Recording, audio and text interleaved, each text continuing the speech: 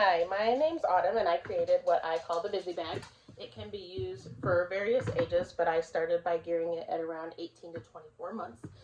In order to build your Busy Bag, you want to take a Ziploc, kind of prop it up here, and you're going to fill it with rice, maybe half to 3/4 of the way full. So I just have a great big bag of rice from Walmart, just regular plain rice.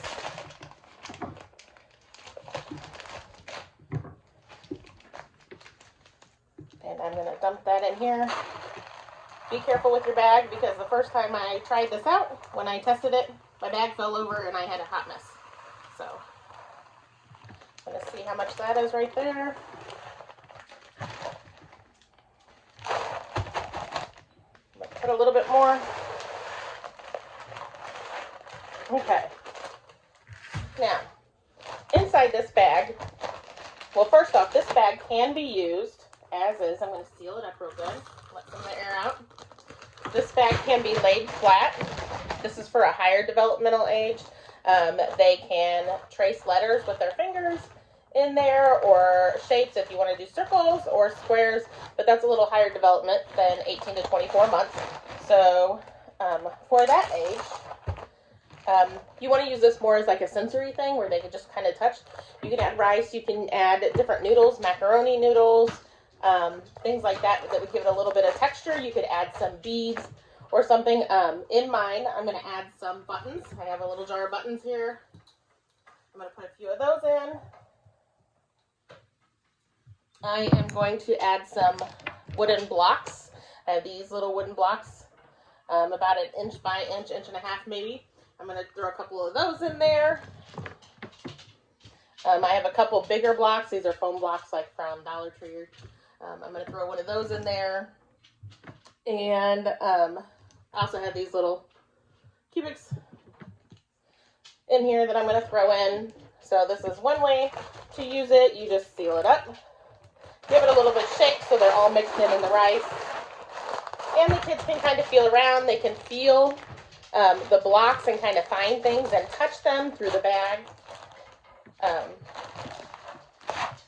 Or you can even add, I have other items in here that just, for example, as you get into the older ages, maybe around like 3, which is a little bit older than what I know we talked about, but you can add in shapes. So here is like a triangle from Pattern Blocks, or a diamond in here. Here's a red hexagon.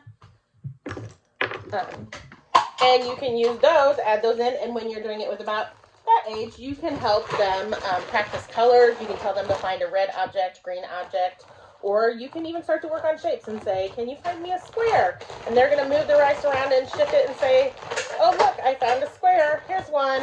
Or can you find me a rectangle or a diamond I meant? Oh, nope. That one is a triangle. Keep looking. So they would look until they found it. Find a blue item or things like that. You can even add in small animals. I would just be careful that if they're pokey, because they can poke a hole in your bag. Here's a lion. A couple things like that you can have them look for. Some of the smaller ages, maybe like a year or so, you can add in different colors of like ribbon just to add some brightness to their infants and stuff love color. And I also have these little wooden animals. I know like it's the same color as the rice. Here's a rabbit, but they would be a little bit harder to find, so you can even use this for some older kids maybe to try to find those, because they blend in a little bit more.